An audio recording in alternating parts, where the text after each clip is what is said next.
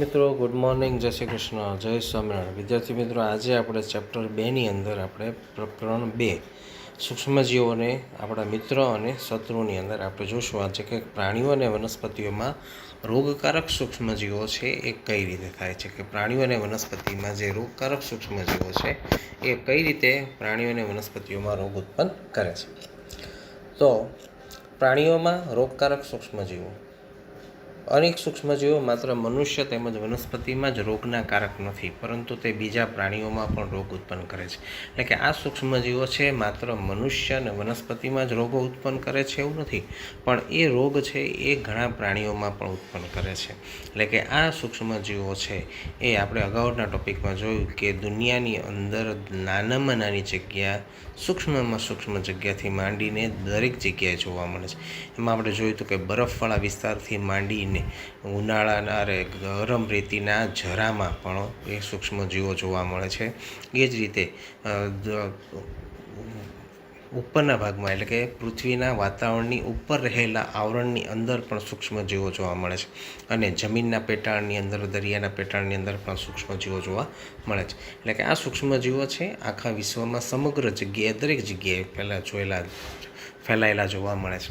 આ સૂક્ષ્મજીવો છે આપણા ઘરની દિવાલની અંદર જો કોઈ સૂક્ષ્મમાં સૂક્ષ્મ સ્થળ હોય તો એ સૂક્ષ્મમાં સૂક્ષ્મ સ્થળ કે જેને આપણે નરી આંખે જોઈ શકતા નથી એવા સ્થાનમાં પણ આ સૂક્ષ્મજીવો રહેતા હોય છે. એટલે સ્વાભાવિક છે કે મનુષ્યમાં અને વનસ્પતિમાં રોગ ઉત્પન્ન કરે તો પ્રાણીઓમાં પણ રોગ ઉત્પન્ન કરે, એટલે કે પ્રાણીઓમાં પણ આ સૂક્ષ્મજીવો છે રોગ ઉત્પન્ન કરે છે. ઉદાહરણ તરીકે એન્થ્રેક્સ છે મનુષ્ય તેમજ ઢોરમાં થતો ગંભીર રોગ છે. કેટલાક રોગો એવા પણ હોય છે કે જે પ્રાણીઓમાં પણ થતા હોય અને સાથે સાથે મનુષ્યમાં પણ થતા હોય. એનું કારણ એક જ છે કે મનુષ્ય છે એ પ્રાણીઓનો ખોરાક તરીકે ઉપયોગ કરીએ છીએ. આપણે પ્રાણીઓ દ્વારા આપવામાં આવતું દૂધ તેમજ પ્રાણીઓનો માંસ છે એનો માંસાહારી લોકો છે એ ખોરાક તરીકે ઉપયોગ કરે છે. પરિણામે જો કોઈ પ્રાણીની અંદર રોગ થયો હોય તો એ રોગને કારણે મનુષ્યમાં પણ એનો ફેલાવો થઈ શકે છે.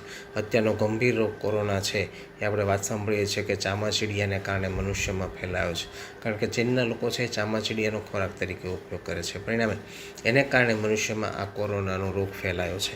એટલે કેટલાક સજીવો, કેટલાક સૂક્ષ્મ રોગો એવા પણ હોય છે કે જે મનુષ્ય અને પ્રાણીઓમાં પણ જોવા મળે છે, જેમાંનો એક કોરોના અને અત્યારનો કોરોના અને આ એન્થ્રેક્સ છે મનુષ્ય અને ઢોરમાં થતો ગંભીર રોગ છે, જે બેક્ટેરિયા દ્વારા થાય છે. એટલે કે આમ જોવા જઈએ તો વાયરસ, બેક્ટેરિયા અને ફૂગ દ્વારા ઘણા બધા રોગો મનુષ્યમાં અને પ્રાણીઓમાં ફેલાતા હોય છે. ઢોરમાં ફૂટ એન્ડ માઉથ ડિસીઝ છે વાયરસ દ્વારા ફેલાતો રોગ છે. એટલે કે પ્રાણીઓની અંદર ફૂટ એટલે કે પગ, માઉથ એટલે કે મોઢું, આ બંનેને મળતો રોગ છે. એટલે કે ફૂટમાં પણ, એટલે કે પગમાં પણ થાય ને માઉથમાં પણ થાય, માટેનું નામ આપવામાં આવ્યું છે ફૂટ એન્ડ માઉથ ડિસીઝ વાયરસ. એટલે કે આ વાયરસ છે એ વાયરસ એ આ રીતે પ્રાણીઓમાં ફેલાતો હોય છે. ત્યારબાદ જોઈએ આપણે તો વનસ્પતિમાં રોગકારક સૂક્ષ્મજીવો, એટલે કે વનસ્પતિમાં સૂક્ષ્મજીવો કઈ રીતે ફેલાય છે. અનેક સૂક્ષ્મજીવો છે એ ઘઉં, ડાંગર, બટેકા, શેરડી, સંતરા, સફરજન વગેરે વનસ્પતિઓમાં પણ રોગકારક છે. એટલે કે સૂક્ષ્મજીવો મનુષ્ય, વનસ્પતિ અને પ્રાણીઓમાં જોવા મળે છે. આ આપણે સૂક્ષ્મજીવો છે આપણે જે ખોરાક ખાઈએ છીએ, ઘઉં, ડાંગર, બટાટા, શેરડી, સંતરા, સફરજન વગેરેમાં પણ આ રોગકારક સૂક્ષ્મજીવો એ અંદર દાખલ થઈ જાય છે અને ખાદ્ય પદાર્થોને રોગિષ્ટ કરી નાખે છે. પરિણામે એવો ખાદ્ય પદાર્થ છે આપણે ખાઈ શકતા નથી. અને આ સૂક્ષ્મજીવો જ્યારે વનસ્પતિ પાક લેવાની તૈયારીમાં, એટલે કે વનસ્પતિમાં પાક સાથેનો વિકાસ થવાની તૈયારીઓમાં હોય ત્યારે આ રોગ છે એ રોગ વનસ્પતિઓમાં લાગુ પડતો હોય છે. પરિણામે રોગને કારણે પાકના ઉત્પાદનની અંદર ઘટાડો થાય છે. એટલે કે પૂરતા પ્રમાણમાં જે પાક ઉગવવો જોઈએ તે ઉગી શકતો નથી, અને પૂરતા પ્રમાણમાં જે પાક મળવો જોઈએ એ ખેડૂતને મળી શકતો નથી.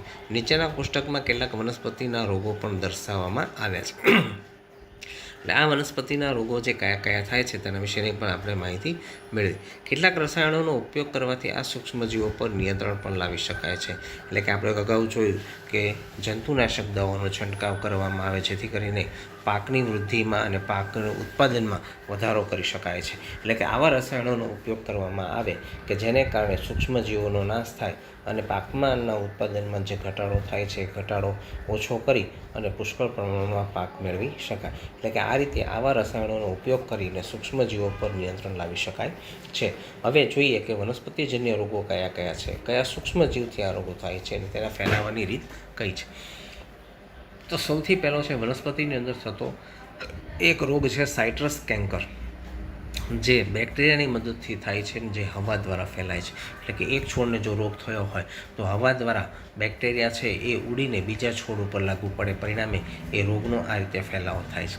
એ ઉપરાંત ઘઉંનો રષ્ટ છે જે ફૂગ દ્વારા થાય છે, જે ફૂગ સૂક્ષ્મજીવથી થાય છે અને ફેલાવાની રીત છે હવા અને બીજ. એટલે કે જ્યારે માખી એક વનસ્પતિના બીજને લઈને બીજી વનસ્પતિ ઉપર મૂકે છે, જે એના કારણે પણ ફેલાય છે અને હવા દ્વારા પણ આ ફૂગ હવામાં ઉડીને બીજા છોડ ઉપર બેસે છે. આ રીતે ઘઉંનો રોષ્ટ છે એ ફેલાય છે. એ ઉપરાંત ભીંડાનો પિત્ત છે એ વાયરસથી થતો રોગ છે અને એ કીટક દ્વારા, એટલે કે કીટકો એટલે કે મચ્છર, માખી, કીડી મકોડા, આ બધા કીટકો દ્વારા એ ભીંડાનો પિત્ત છે એક છોડમાંથી બીજી છોડમાં ફેલાય છે અને વાયરસ દ્વારા આ રોગ થાય છે. હવે આપણે આગળ જોઈએ કે ખોરાક વિષાક્તન એટલે શું. ખોરાક વિષાક્તન એટલે કે ખોરાકમાં થયેલ ઝેરની અસર, જ્યારે સામાન્ય રીતે વૈજ્ઞાનિક ભાષામાં ખોરાક વિષાક્તન તરીકે ઓળખવામાં આવે છે. કેટલીક વાર આપણે સમાચાર પત્રોમાં સમાચાર વાંચીએ છીએ કે અમુક જગ્યાએ ભોજન સમારંભમાં ભોજન આરોગ્ય પછી લોકોને ઉલટી થવા લાગે છે અને તેમને હોસ્પિટલમાં દાખલ કરવામાં આવે છે. આમ થવાનું કારણ મુખ્ય એક જ હોય છે કે તેમણે ખાધેલા ખોરાકમાં ઝેરની અસર થવાને કારણે આવી પરિસ્થિતિનું નિર્માણ થતું હોય છે અને જેને ખોરાક વિષાક્તન તરીકે ઓળખવામાં આવે છે. આમ તો ખોરાક વિષાક્તન એટલે કશું જ નથી. આપણે અગાઉ પણ જોયું કે રોગનો ફેલાવો અટકાવવા માટે આપણે ખોરાક ઢાંકીને રાખવો જોઈએ. જ્યારે આવો ખોરાક ઢાંકીને રાખેલો ન હોય અથવા તો ખોરાકની ઉપર માખીઓ બેસે ત્યારે માખીઓ આપણે જાણીએ છીએ કે કચરા કે મળ ઉપર બેસી અને બેક્ટેરિયાના વાહક તરીકે તે કાર્ય કરે છે. એટલે આ માખીઓ જ્યારે ખોરાક ઉપર બેસે ત્યારે ત્યાં બેક્ટેરિયા ભળી જાય છે અને આ બેક્ટેરિયાનો ઝડપથી વિકાસ થાય, પરિણામે એ ખોરાક છે ખાવા લાયક રહેતો નથી અને આવો ખોરાક જ્યારે લોકો ખાય છે ત્યારે એ ખોરાક હકીકતમાં તો બેક્ટેરિયા કે વાયરસ દ્વારા દૂષિત થઈ ગયેલો ખોરાક છે. જે ખોરાક આપણા શરીરમાં દાખલ થાય પરિણામે પેટમાં જે પાચન થવું જોઈએ એ પાચન થઈ શકે નહીં અને પરિણામે ત્યાં ખોરાકની ઝેરી અસર થાય અને લોકોને ઉલટી થવા લાગે છે, જેને ખોરાકની ઝેરી અસર તરીકે ઓળખવામાં આવે છે અને વિજ્ઞાનની ભાષામાં જેને ખોરાક વિષાક્તન તરીકે ઓળખવામાં આવે છે. એટલે ખોરાક વિષાક્તન એ સૂક્ષ્મજીવો દ્વારા દૂષિત થવાને કારણે આપવામાં આવેલો ખોરાક છે, જે ખોરાક લોકો ખાય અને જેને પરિણામે આવું થઈ શકે છે.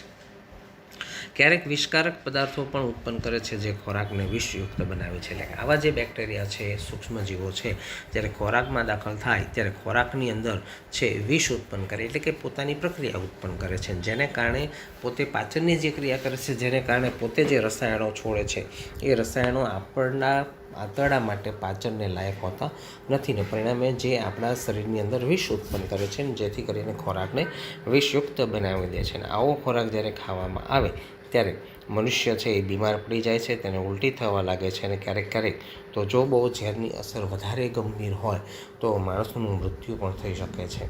એટલે જો આવો આહાર લેવામાં આવે તો વ્યક્તિ ગંભીર રીતે બીમાર થઈ જાય છે અથવા તો ક્યારેક તેનું મૃત્યુ પણ થઈ શકે છે. એટલે આવી રીતે આવો ખોરાક ન ખાવો જોઈએ અને બને ત્યાં સુધી આપણે ઢાંકેલો ખોરાક જ ખાવાનું પસંદ કરવું જોઈએ. અને આથી જ ખોરાક દૂષિત થતો અટકાવવા માટે જ્યારે પણ આપણા ઘરમાં કોઈ પણ ખોરાકને તમે જોઈ જાઓ ખુલ્લો, ભલે પછી તે પીવાનું પાણી પણ કેમ ન હોય, આવું પાણી છે એ પીવાલાયક હોતું નથી. એટલે કે ઢાંકેલું સ્વચ્છ એ શરીર પાણી કે ઢાંકેલો કે સ્વચ્છ ખોરાક અને બને ત્યાં સુધી ગરમ ખોરાક જ ખાવો જોઈએ, તાજો ખોરાક જ ખાવો જોઈએ, જેથી કરીને આપણા શરીરને એ ખૂબ જ અનુકૂળ હોય છે, જેથી કરીને આપણે ક્યારેય બીમાર પડી શકતા નથી. તો આ રીતે ખોરાક વિષાક્તન એટલે કે ખોરાકની ઝેરી અસરો જોવા મળે છે. હવે મિત્રો એક નાનો એવો વિડીયો મેં આ સાથે મૂકેલો છે. એ વિડીયો વિશે તમને સૂક્ષ્મજીવો દ્વારા થતા રોગો વિશે વિશેષ સમજણ આપશે. તે વિડીયો તમે જોશો. नमस्कार दोस्तों, स्वागत है आप सभी का एक बार फिर से। आज हम बात करेंगे दोस्तों रोगों यानी बीमारियों के बारे में। एग्ज़ाम पॉइंट ऑफ व्यू से दोस्तों ये जो टॉपिक है काफ़ी इम्पोर्टेंट है। आज हम केवल जीवाणुओं से होने वाली बीमारियों के बारे में ही पढ़ेंगे। जीवाणु जनित रोग, यानी जो रोग होते हैं मुख्य रूप से किससे, बैक्टीरिया से, क्योंकि जीवाणुओं को हम इंग्लिश में क्या कहते हैं दोस्तों, बैक्टीरिया। तो शुरुआत करते हैं दोस्तों। रोगों पे जाने से पहले कुछ बातें आपको पता होनी चाहिए दोस्तों। सबसे पहले है जीवाणु की जो खोज है दोस्तों वो ल्यूवेनहॉक ने की थी, और इन्होंने जो जीवाणु की खोज है वो 1683 ईस्वी में ही कर दी थी। 1683 में जीवाणु की खोज हुई थी। तो ये क्वेश्चन भी कई बार पूछा जाता है, जीवाणु की खोज किसने की है, ल्यूवेनहॉक ने। अगर आकार के आधार पर मैं बात करूं दोस्तों तो जीवाणु 4 प्रकार के होते हैं। जो गोलाकार जीवाणु होते हैं दोस्तों, इंग्लिश में उन्हें कहते हैं कोकी।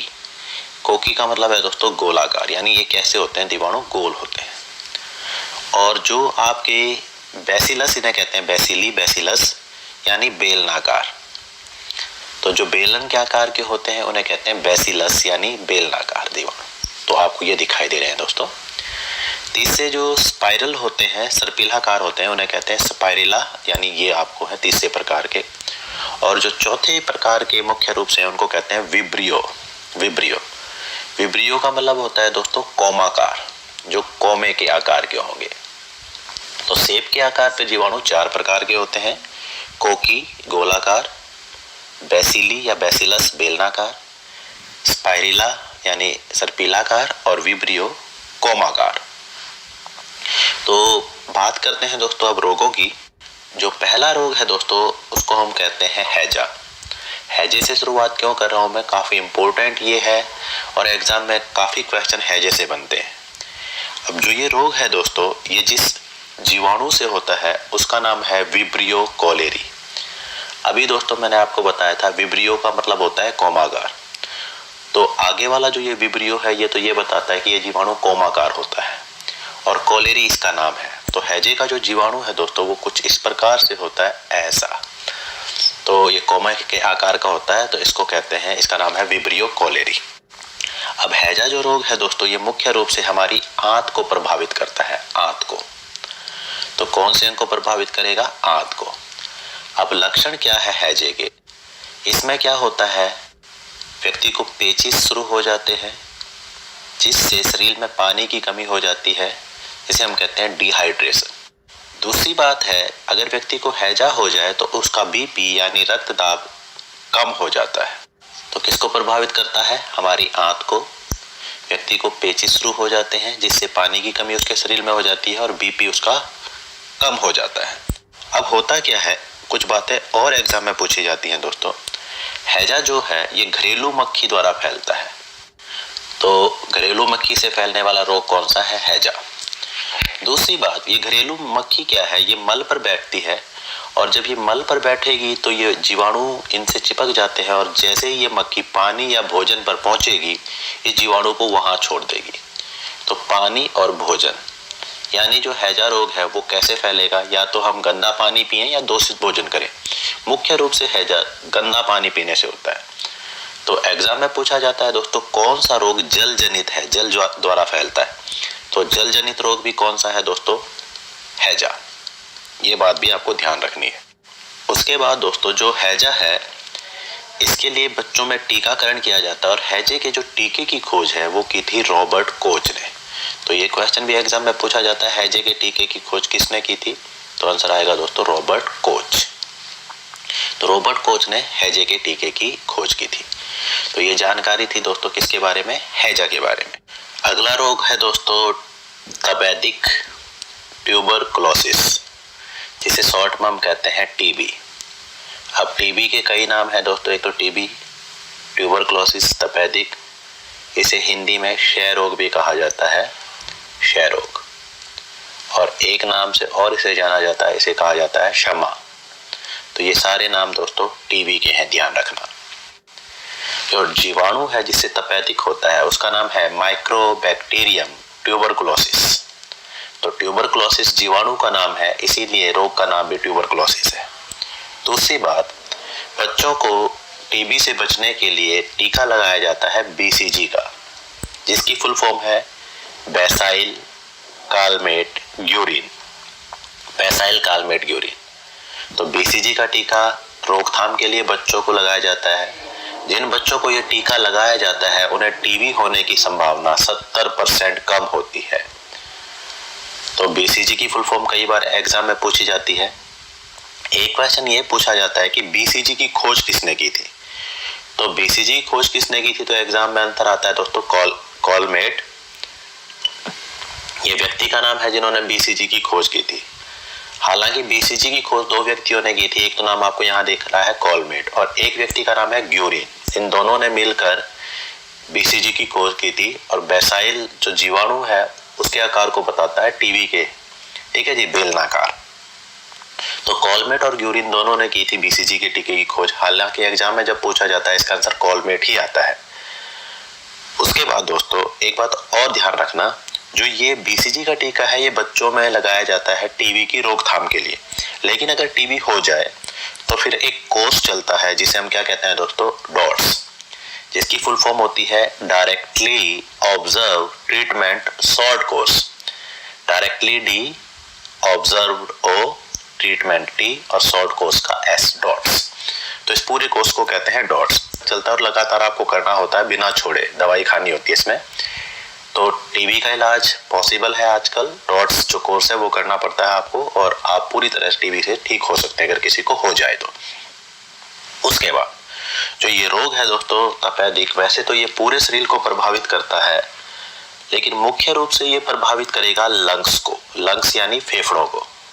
अगर किसी व्यक्ति को टीबी हो जाए तो उसकी सबसे बड़ी पहचान क्या है, उसका भार तेजी से कम होगा।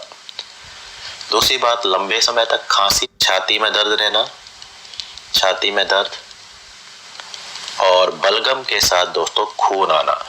तो ये लक्षण है दोस्तों टीबी के और मुख्य रूप से किसको प्रभावित करेगा, किसको, फेफड़ों को। अगला रोग है दोस्तों मोतीझारा यानी टाइफाइड। इसे मियादी बुखार भी कहा जाता है और मियादी बुखार के साथ इसे और नाम से भी जाना जाता है, इसे कहा जाता है आंत का रोग, क्योंकि ये मुख्य रूप से किसको प्रभावित करता है, छोटी आंत को।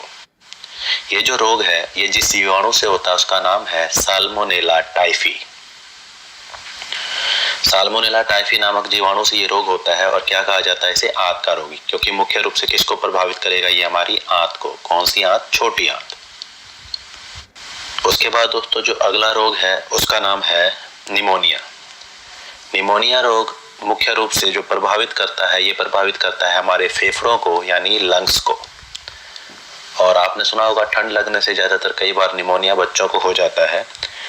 जीवाणु जिससे निमोनिया फैलता है उसका नाम है डिप्लोकोकस न्यूमोनी, डिप्लोकोकस न्यूमोनी, जिससे निमोनिया फैलता है। तो निमोनिया रोग दोस्तों काफी खतरनाक माना जाता है, इससे व्यक्ति की मृत्यु भी हो सकती है। निमोनिया रोग खांसी जुकाम भी आपका निमोनिया में बदल सकता है। अगर मान लो किसी व्यक्ति को खांसी जुकाम हो जाए तो अगर काफी लंबे समय तक उसका इलाज नहीं किया जाए तो खांसी जुकाम क्या करेगा, धीरे धीरे फेफड़ों को इन्फेक्टेड करना शुरू कर देगा और फेफड़ों में हमारे सूजन आ जाती है। इसी रोग को दोस्तों कहा जाता है निमोनिया। उसके बाद दोस्तों जो अगला रोग है उसका नाम है सिफिलिस। इस रोग को एसटीडी कहा जाता है। एसटीडी यानी सेक्सुअल ट्रांसमिटेड डिजीज, यानी ये रोग अगर किसी इन्फेक्टेड पर्सन के साथ सेक्सुअल संबंध रखा जाए तो ये रोग हो जाएगा, एसटीडी। अब इस रोग में होता क्या है दोस्तों, इस रोग में ये रोग एक जीवाणु से होता है और जीवाणु का नाम है दोस्तों ट्रेपोनेमा पैलिडम। अब ये जो जीवाणु है ये क्या करता है, इससे हमारे पूरे शरीर में लाल रंग के रैसेस हो जाते हैं, लाल रंग के चटके के जिन्हें हम कहते हैं दोस्तों रैसेस, लाल रैसेस हो जाते हैं। कहाँ कहाँ ये रैसेस होते हैं दोस्तों, एक तो हाथ, साथ में पैर और साथ में सेक्स ऑर्गन पे। तो ये पहचान है दोस्तों किसकी, सिफिलिस की, या लक्षण है सिफिलिस के। तो सेक्सुअल ट्रांसमिटेड डिजीज है और किस जीवाणु से होता है, ट्रेपोनेमा पैलिडम। अगला रोग है दोस्तों प्लेग। प्लेग रोग दोस्तों मुख्य रूप से चूहों द्वारा फैलता है। तो इंपॉर्टेंट क्वेश्चन, कौन सा रोग चूहों द्वारा फैलता है, तो आंसर आता है दोस्तों प्लेग। प्लेग रोग जो जीवाणु है जिससे द्वारा प्लेग फैलता है उसे कहा जाता है बैसिलस पेस्टिस। और ये जीवाणु हमारे शरीर में किसके द्वारा, चूहों द्वारा प्रवेश करेगा। अब होता क्या है, जौन सा भी हिस्सा इस जीवाणु से प्रभावित होगा, क्या नाम है, बैसिलस पेस्टिस, उस हिस्से की जो लसिका ग्रंथि होती है दोस्तों लिम्फ ग्लैंड हमारे शरीर में होती है जिसे हम कहते हैं लसिका ग्रंथि, तो उसमें सूजन आ जाती है इस रोग में, जिसे इंग्लिश में क्या कहते हैं हम दोस्तों, लिम्फ ग्लैंड। तो लिम्फ ग्लैंड में स्वेलिंग आ जाती है कौन से रोग में, प्लेग में, और मुख्य रूप से किससे फैलता है, चूहों द्वारा। अगला जो रोग है दोस्तों उसका नाम है काली खांसी या कुकर खांसी, जिसे हम इंग्लिश में कहते हैं दोस्तों वूपिंग कफ। ये रोग मुख्य रूप से बच्चों में होता है और जीवाणु का नाम है हीमोफिलिस पर्टुसिस। इस रोग में क्या होता है, बच्चे को लगातार खांसी होती है और शाम के समय खांसी काफी तेज हो जाती है, यानी रात होने पर, अंधेरा होने पर। इसीलिए दोस्तों इस रोग का नाम है काली खांसी। उसके बाद इसके बचाव के लिए दोस्तों, काली खांसी से बचाव के लिए बच्चों को एक टीका लगाया जाता है जो काफी फेमस है, आपने सुना होगा DPT। वास्तव में ये टीका 3 रोगों से बचने के लिए लगाया जाता है। D4 है दोस्तों डिप्थीरिया, P4 है दोस्तों पर्टुसिस और T4 है दोस्तों टेटनस। तो DPT का टीका किन रोगों से बचने के लिए लगाया जाता है, डिप्थीरिया, पर्टुसिस यानी काली खांसी और T4 टेटनस। तो ध्यान रखना दोस्तों, P4 पर्टुसिस है जो काली खांसी के बैक्टीरिया का नाम है। उसके बाद अगला रोग है दोस्तों कुष्ठ रोग, लेप्रोसी, और जीवाणु का नाम है माइक्रोबैक्टीरियम लेप्री। इसमें क्या होता है, त्वचा के ऊपर व्हाइट कलर के, सफेद कलर के रैसेस हो जाते हैं, चटके हो जाते हैं, सफेद कलर के चटके, ठीक है जी, जिन्हें हम कहते हैं रैसेस। ये रोग मुख्य रूप से त्वचा को प्रभावित करता है और साथ साथ में ये रोग हमारी तंत्रिकाओं को भी प्रभावित करेगा। तंत्रिकाएं यानी नर्व, हमारी नर्व को। तो इस रोग को कहते हैं दोस्तों कुष्ठ रोग। उसके बाद अगला रोग है दोस्तों गोनेरिया। ये रोग भी आपका STD है, यानी इसको भी हम कहते हैं सेक्सुअल ट्रांसमिटेड डिजीज। इस रोग के जीवाणुओं का नाम है दोस्तों निसेरिया गोनेरिया। इस रोग में क्या होता है, जो शुक्राणु नली होती है पुरुषों के अंदर, उसमें दोस्तों सूजन आ जाती है, उसमें स्वेलिंग आ जाती है। महिलाओं के अंग में यूट्रस यानी बच्चादानी में सूजन आ सकती है। इस रोग की और पहचान है दोस्तों मूत्र मार्ग में सूजन, पस का बनना और दर्द का रहना। तो ये रोग है दोस्तों गोनेरिया, और संक्रमित व्यक्ति के साथ सेक्सुअल संबंध रखने से ये रोग फैलता है। इसीलिए से हमने क्या कहा था दोस्तों, STD। तो हमने दोस्तों 2 रोगों को STD कहा है, एक तो गोनेरिया और एक हमने कहा दोस्तों सिफिलिस। उसके बाद अगला रोग है दोस्तों टेटनस, धनुस्तंभ इसे हिंदी में कहा जाता है। और जो जीवाणु है दोस्तों, उस 2 जीवाणु है, एक का नाम तो है बैसिलस टेटेनी और एक का नाम है कॉलिस्ट्रीडियम। तो इन 2 जीवाणुओं से टेटनस फैल सकता है, और जनरली शरीर के किसी भी हिस्से में अगर घाव हो जाए तो वहां पे ये जीवाणु पनपता है, किसके, टेटनस के। तो टेटनस मुख्य रूप से जहां पे भी चोट लगेगी वहां की त्वचा को प्रभावित करेगा, और अगर लंबे समय तक यह रोग रहे तो ये हमारी तंत्रिकाओं को भी प्रभावित करता है दोस्तों। क्या करता है, ये जो हमारी तंत्रिकाएं होती हैं उनमें संकुचन पैदा करता है, लेकिन तंत्रिकाओं में संकुचन तभी होगा जब टेटनस किसी व्यक्ति को लंबे समय तक रहे। तो ध्यान रखना दोस्तों, त्वचा और तंत्रिकाओं में संकुचन। उसके बाद अगला रोग है दोस्तों डिप्थीरिया, जिसे हम कहते हैं रोहिणी। यह रोग दोस्तों कॉर्नीबैक्टीरियम डिप्थेरी नामक जीवाणु से फैलता है। यह दोस्तों एक संक्रामक रोग है और ये व्यक्ति के खांसने, छींकने एक व्यक्ति से दूसरे व्यक्ति को फैल सकता है। तो संक्रामक ये रोग है दोस्तों, क्या नाम है इसका, डिप्थीरिया। इसका क्या है, श्वास नली में अवरोध उत्पन्न हो जाना, यानी सांस लेने में प्रॉब्लम होना। जो श्वास नली है उसमें अवरोध यानी सूजन आ जाना। हमारे जो गला है, गले में एक कृत्रिम झिल्ली बन जाती है, एक नकली झिल्ली बन जाती है इस रोग के अंदर। तो ये लक्षण है डिप्थीरिया यानी रोहिणी के। और इसके लिए कौन सा टीका लगाया जाता है, अभी हमने बात की थी दोस्तों DPT, किस किस के रोग के लिए? डिप्थीरिया, पर्टुसिस और टेटनस। तो ये रोग थे दोस्तों जीवाणु से होने वाले। तो आशा है आपको समझ आया होगा। आज के वीडियो में इतना ही। Thanks for watching. Have a nice time.